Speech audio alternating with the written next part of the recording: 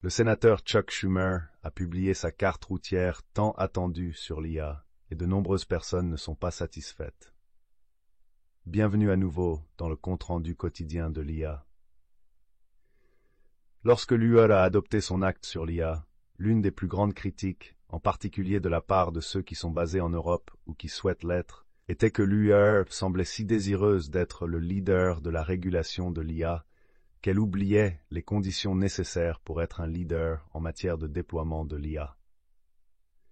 Autrement dit, même si elle pourrait donner le ton en matière de régulation globale de l'intelligence artificielle, l'Union européenne n'est pas en train de mettre en place des dispositions pour être compétitive dans cet espace de plus en plus important.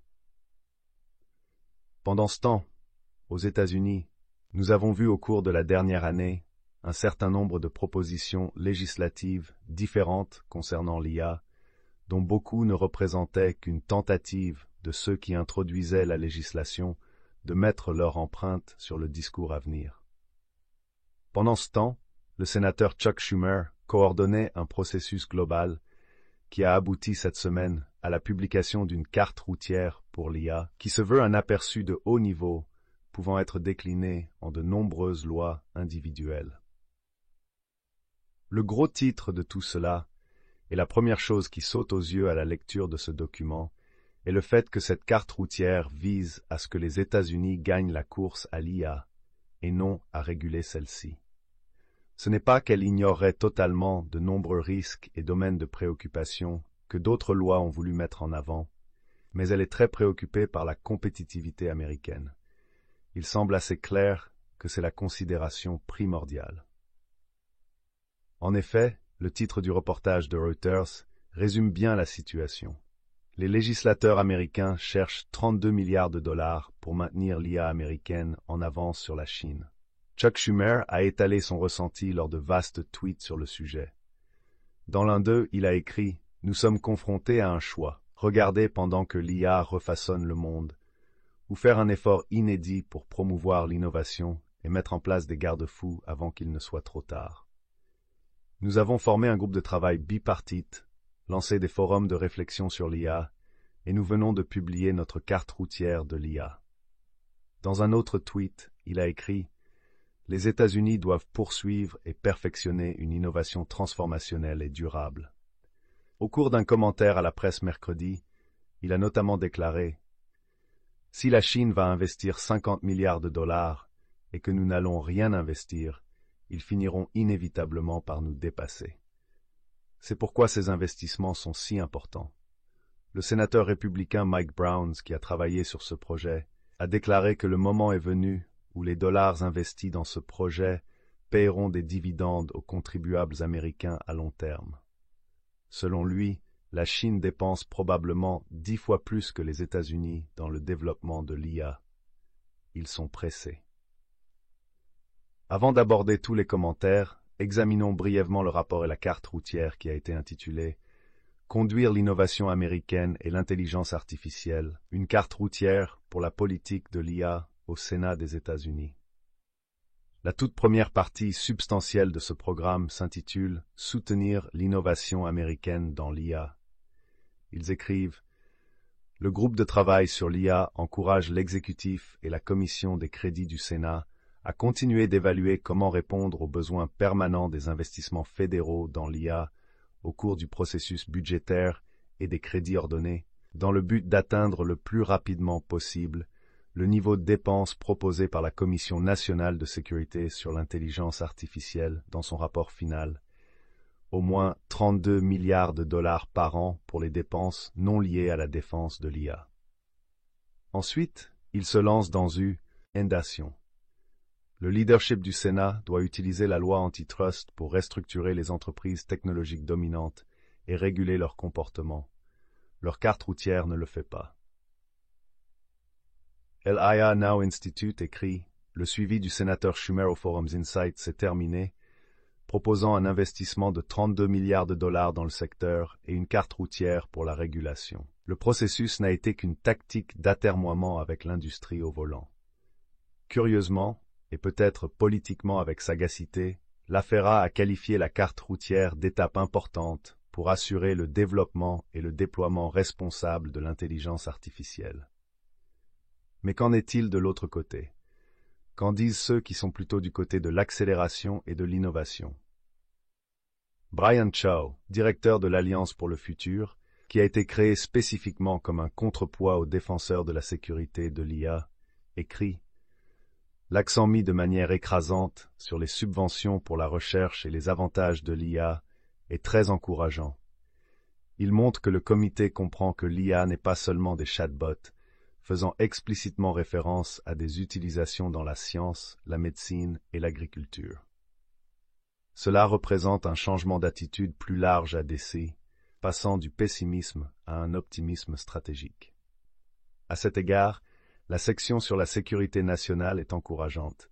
Accélérer les embauches, répondre aux demandes énergétiques, définir l'AGI et les débris spatiaux, je prends. En général, le langage autour de l'AGI est encourageant.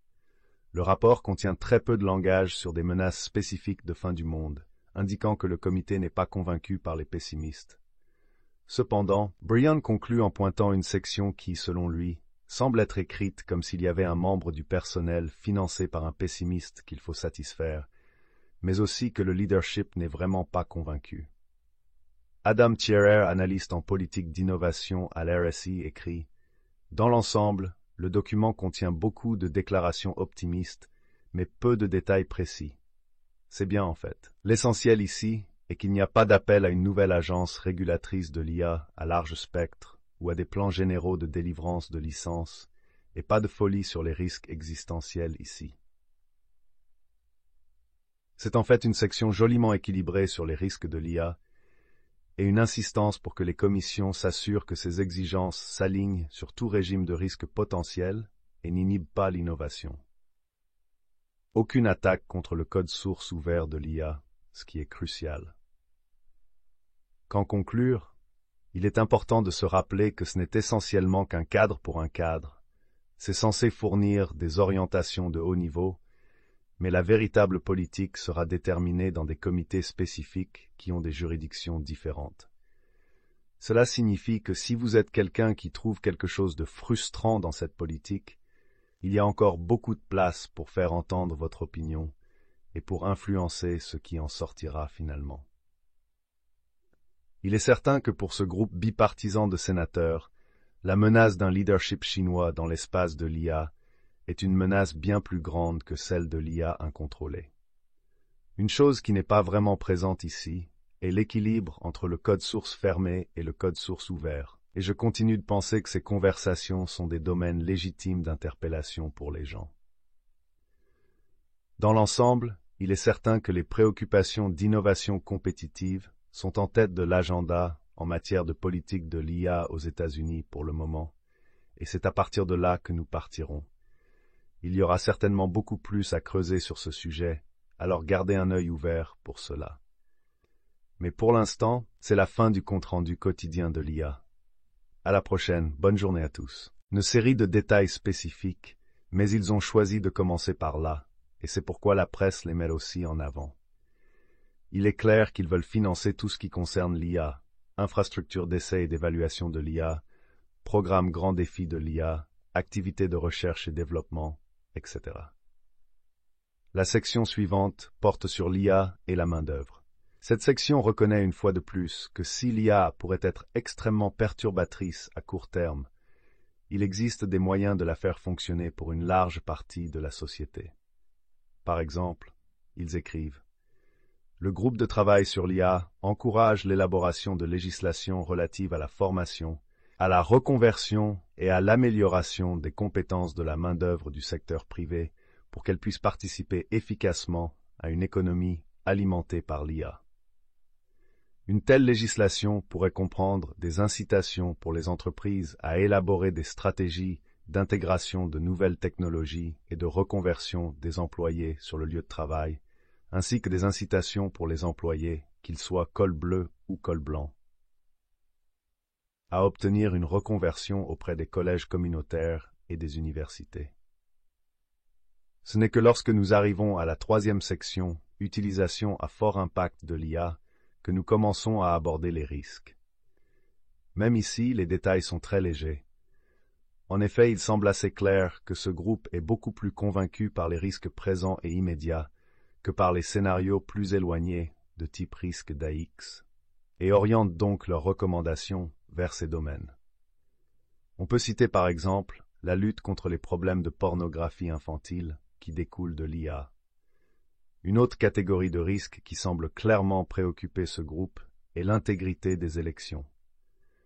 En fait, c'est le seul aspect à risque que Schumer a décidé de mentionner hier.